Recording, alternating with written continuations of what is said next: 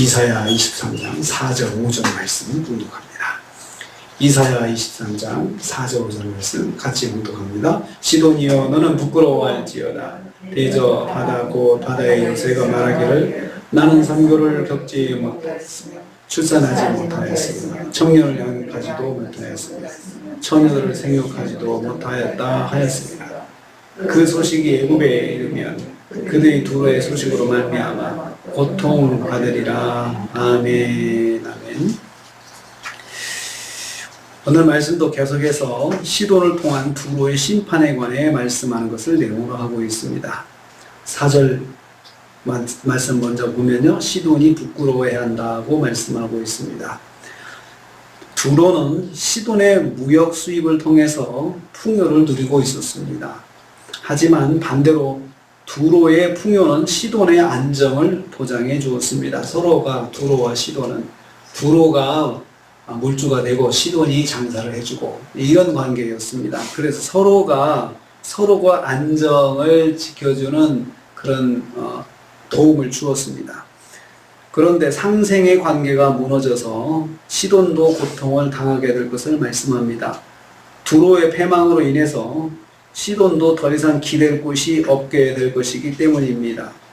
이런 일이 갑자기 발생하는 바람에 시돈에게 부끄러움이 될 것입니다.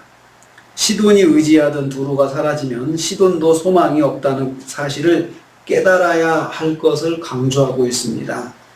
그렇지 않으면 반드시 갑자기 소망이 사라지는 당혹스러운 일을 만나게 될 것을 경고하고 있습니다. 이 모든 것은 사람을 의지하고 나라를 의지하고 서로 나에게 도움 주는 사람을 의지하는 것에 대한 하나님의 심판입니다. 유한한 인생을 의지할 때 반드시 부끄러움을 당하게 된다는 말씀입니다. 그러면 왜 시돈이 부끄러워해야 하는지 이유를 말씀합니다. 4절 후반 봅니다. 대저 이렇게 시작하죠. 이 말은 히브리어 적사의 왜냐하면을 우리말이 번역할 때 대저라고 보통 번역을 했습니다. 대저 바다, 그 바다의 요새가 말하기 때문이다 라고 했습니다. 바다의 요새는 두로가 의지하며 섬겼던 것들을 바다의 요새라고 표현했는데요. 먼저 그들이 섬긴 바다의 신을 말합니다.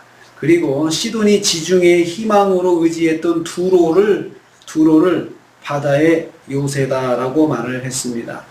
이러한 것들이 절망적으로 탄식할 것이기 때문입니다. 산고를 겪지 못하고 양육하지 못하고 생육하지 못하였다고 부정적인 말을 강하게 말하고 있습니다. 무슨 뜻입니까? 이 네 문장에 공통점이 있습니다. 이익과 생산에 이익을 못한다는 것, 이익을 주는 것이죠. 근데 그 이익을 못한다, 경제적 이익을 만들어낼 수 없다는 것을 말합니다. 그래서 만들어낼 수 없는 상황을 비유적으로 표현하고 있습니다. 두로의 몰락으로 인해서 그 두로가 의지하던 시돈을 비롯한 여러 나라들이 덩달아 경제적인 어려움에 빠지게 될 것을 말씀하고 있습니다. 하나님께서 참 그때 고대 세계인데요, 고대 사회인데요, 하나님께서 어떻게 보면 서로 경제적으로 서로 의지하는 관계를 하나님께서 딱 아시고 그 고리를 끊어버리시는 거예요. 지금 그게 심판이에요. 그러니까 두로는 아수르, 바벨론과 아울러서 바벨론과 두로는 당시 G2였습니다. 미국 같은 위치가 바벨론이고요. 그리고 이 두로는 나라는 작은데 경제적으로 강력한 그런 싱가포르 같은 나라 보다 더 경제적으로 더 왕성하게 영향을 미쳤던 것입니다.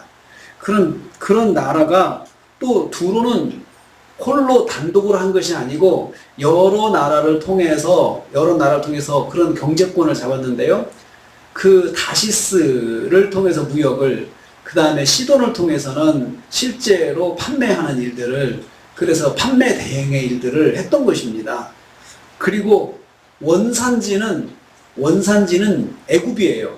애굽에서 많은 대부분의 농산물, 모든 어떤 공산품, 생산물을 애굽이 다 제공을 하는 거죠. 그래서 어제도 말씀드린 것처럼 사람들이 애굽으로 물건을 사러 가는 것이 아니고 오히려 두로와 시돈으로 가는데 그만큼 가공을 해서 상품화해서 판매하는 게 능한다는 거죠. 그러니까 그쪽 가서 물건을 구입하지 않고 두로와 시돈 와서 물건을 구입하는 거지. 이렇게 상생의 관계, 경제적으로 딱 그 엮이는 상생의 관계, 이 고리를 하나님께서 딱딱딱 끊어버리시는 거예요.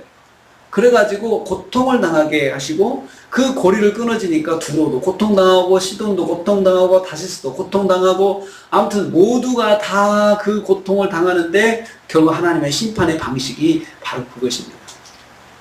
오늘날에도 그렇지 않습니까, 여러분? 그런 경제 고리가 끊어지니까 나라들이 다 경제적인 고통을 당하지 않습니까? 어쩌면 그렇게 그런 것들이 그 당시 사회에서 이사야서의 말씀이 나오는 걸 보면 하나님이 심판하시는 방법 중 하나가 고리를 끊는 것입니다. 경제적인 고리를 끊어버리는 것. 현대사회에서도 적용되는 것이라고 생각을 합니다. 두로의 몰락으로 시돈을 비롯한 나라들이 동반몰락할 것입니다. 세 번째로 애굽 사람들도 두로의 몰락으로 고통을 당할 것이다 라고 했습니다. 5절 말씀입니다. 그 소식이 애굽에 이르면 그들이, 애굽 사람들이 두로의 소식으로 말미암아 고통을 받으리라. 왜 그런지 말씀을 드렸습니다. 애굽은 지금의 이집트인데요, 나일강 중심으로 해가지고 풍부한 농산물을 생산해냈습니다. 그 농산물을 가져다가 다 지중해 전역에다가 판매해주는 나라는 두로였습니다. 시돈은 그것들을 대행해주는 그 업체들이 시돈에 있었습니다. 그러니까 두로는 앉아서 돈을 벌고 시돈이 다 다니면서 장사를 해주고 그렇게 했는데, 두로가 몰락하니까 생산품이 나가지를 않는 거예요.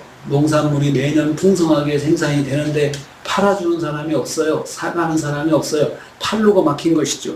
나라들이 다 망해서 이것을 더 이상 소비할 수 있는 여건이 되지 않고, 사실은 망하면은 음식도 많이 필요하고 양식도 필요한데 그걸 갖다가 운반해주는 사람들이 없는 거예요. 팔아주는 사람이 없는 거예요. 그러니까 애굽은 애굽대로 당황이 돼서 그것을 위해서 고통이 안겨줄 것이다. 두로의 소식으로 애굽 사람들이 고통당한다고 했습니다. 앞이 캄캄할 거 아니겠습니까? 이거 팔아주던 두로가 이렇게 됐으니 어떡하지? 아니 시돈도 이렇게 되니 어떡하지? 그냥 앉아서 어떻게 할 줄을 모르는데 자기들이 스스로 그것을 판매하는 판로를 개척해 본 적이 없기 때문에 그냥 고통을 당하는 거예요. 앉아서 그냥 나가서 농지에 나가서 일을 해도 일이 손에 잡히지 않을 것입니다. 풍성하게 열매가 걷어져도 그 기쁨이 되지 않아요. 이거 팔아줄 사람이 없고 판로가 없으니 앉아서 생산된 농산물이 썩어 나가는 걸 보고 있는 것이 얼마나 고통이겠습니까?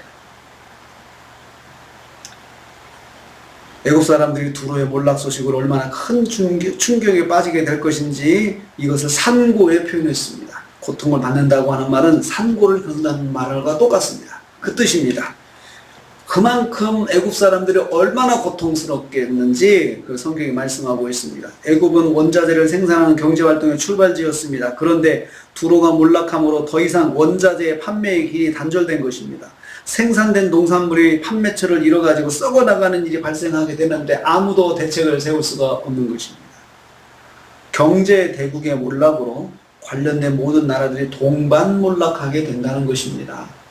두로와 시돈이 몰락하는 것, 서로가 서로에게 고통을 안겨주고, 그리고 그 지중해 연안의 모든 나라들이 두로의 몰락으로 시돈의 몰락으로 다 고통을 당하게 되고, 이집트는 이집트대로 고통을 당하게 되고, 그래서 오늘 말씀이 시돈이여 너는 부끄러워할지어다 경고하고 있습니다. 이것을 보면서 더 이상 기댈 곳이 없으니 하나님을 의지해야 된다라고 경고하고 있습니다. 이건 우리 하나님 믿는 우리들에게 귀한 교훈입니다. 우리가 어떤 경제고리에 힘을 얻어가지고 서로 상생하는 그런 경제적 유익에 힘을 얻어가지고 하나님을 더 의지하고, 그리고 사람을 의지하는 것을 더 맞들여가지고 더 사람을 더 바라고 사람한테 기대하고 하나님께 기도하고 하나님 만나는 것을 등한시하면 하나님께서 그 고리를 끊어 버리시는 징계를 하신다는 것입니다. 그래서 오늘 우리 말씀을 통해서 하나님을 의지하는 것 우리가 잊지 말아야겠습니다.